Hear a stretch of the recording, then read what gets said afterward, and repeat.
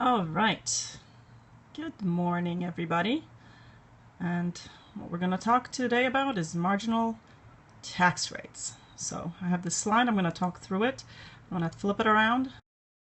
Everybody, good morning. So if you're replaying this, welcome to Money Habits, my daily broadcast where I talk about developing better money habits and understanding money just in general to help you achieve financial independence. And one of the things that I want to talk about this week and talked a little bit about yesterday is tax rates and understanding how tax rates impact your take home.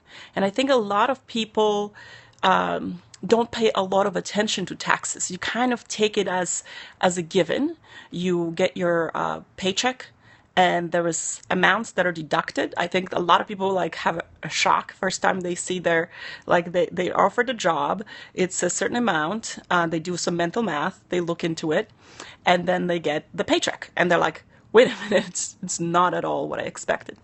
So one of the things that I want everyone to do is figure out what is your marginal tax rate. And it's just a very big word or sentence that means what for the next dollar that you earn or for the last dollar that you earn this year. So you're on an annual cycle, and basically whatever your annual income is going to be, the last dollar gets taxed at the highest rate, right? And why does it matter? Because any tax advantages that you can take care of or take advantage of. So we talk about FSA, so flexible spending accounts. If they're offered through your employer, then you have you can take advantage of them, or 401ks or IRAs, anything where you get a tax deduction off of your marginal income. And so I think that we don't know it. It seems complicated. So this is what I want to talk about is, the taxable, first of all, what's taxable income? Taxable income is what the tax is going to be calculated on when you get all your deductions and your exemptions done. And so, whatever your gross income is, there's a bunch of deductions. People are always like, oh, I don't know, there's like a standard deduction, itemized deductions. Well, anyway, you're going to reach some number. So typical for like a single person, you're going to have about 8 or 9,000 just a given. So the first 9,000 or 10,000 for a single person doesn't usually get federal taxes on it. And then there's other things that the government has decided to give you a break on, whether it's moving expenses, student loans, all that stuff. There's a bunch of different things. And so we're not getting into the tax code today. We're just going to talk about marginal income. And the reason I just want to talk about the level or the how big is it, right? So 15%. So the next tax bracket, so it's 10%. 10% is pretty small. So once you go into 9,000 for a single person or 18,000 for married filing jointly, the next dollar for federal tax that's taxable is going to be at 15%. So 10, 15. Next is 25%. So that's a big jump, right? So that happens at about $37,000 for a single person and 75 for a married couple. Head of household is 50. Head of household is usually in the middle. And head of household doesn't mean you have a house. You have to have a dependent, like a child. And there's again, we're not getting the tax law, but that's usually how a head of household is defined. It's a single person responsible for providing financial support for another person. That's what qualifies you as head of household. If you don't have another person depending on you for money, you are single. The next tax rate is 28%. So not a huge jump between 25 and 28%. And that for a single person is over $91,000. And for married people, it's $151,000. Here's what's interesting that's happened. The first two tax brackets where from single to married, it was double. But when you get into 28%, that's when you start experiencing, if you're familiar with it, what we call a marriage penalty. Now, the marriage penalty only applies if you're dual income. So if both of you earn income, if you get married, if you're both earning say 6 figures and you get married, what you're going to get hit with is a higher tax bill because your rate's gone up. So that happens at 28%. And again, 91,000 for a single person. So anything over that's taxable, it's going to get taxed at 28. And then married, it's 151. For next one, it's 33%, right? And all of a sudden, it's the extra 5%, right? Extra $5 out of every $100. That's how you have to think about it.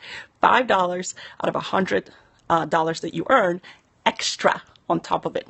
So 190, and when you're saying, oh, that's I'd like to earn that, right?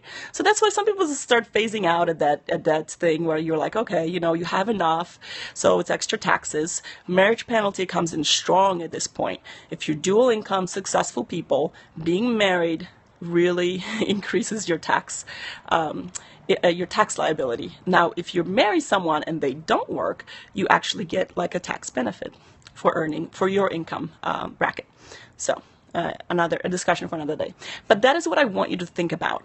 Think about which tax bracket you're in. So do that. And what I'm going to do is I'm going to post this. I'm going to try this experiment. Post this on Twitter or Instagram. If you followed me, I'm still new to this. I'm actually better on Periscope than any other social media. But I want to post my chart because I want to simplify it. I looked at the charts that are published and they're confusing, and I'm a math nerd. So I'm trying to simplify the charts to show people at what level, right? It's because it's roughly, we don't know the exact taxable income because of all the deductions. But if you're roughly between 37, in the 40s or 50s and 60s. So most people are in the 25% marginal tax bracket, which means that last dollar that you bring home is going to take 25 cents of it and give it to the government. And that's why it's so important that you sign up for any tax advantages that you can benefit from. So whether it's the healthcare FSA, flexible spending account, that's $2,500, and again, you're saving 25% of it. So that's a quarter of it. So $650, right? $650. So someone's like, you know what? If you're going to spend on healthcare, we're going to give you $650 in tax breaks. That's more money in your pocket. Again, the flexible spending account for dependents, $5,000 at 25%. It's $1,250, and the 401k or an IRA. So this is why I'm you'll hear me talk about it, tax advantages. If you're not taking advantages of them, you're leaving money on the table, and know how much by knowing your marginal tax break. So again, the tax brackets are 10, 15, 25%, 28%, and then again, so if you get higher, it's 33, 35, and 39.6.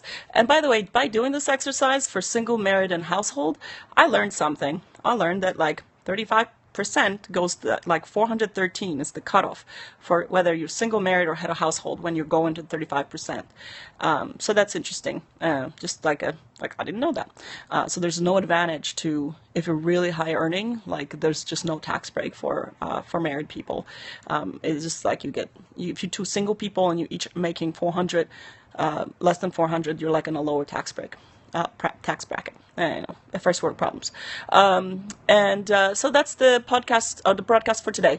If you're just tuning in, or if you're replaying and you like this, swipe right on Apple and Android, and follow me. I do a daily broadcast on Periscope at 10 a.m. Central Time, Chicago time, and I talk about money habits, developing money habits. What does it mean to have those? What tools to use? How to think about money? And I'm teaching you everything that I do, so everything that I personally have done, and I do it all, and I've done it myself, and I've taught myself. And again, I'm interested in it, so I will go research. I will go to the IRS website. I will look into it and try to boil it down to people so they understand. So thanks for tuning in, and thank you for your attention.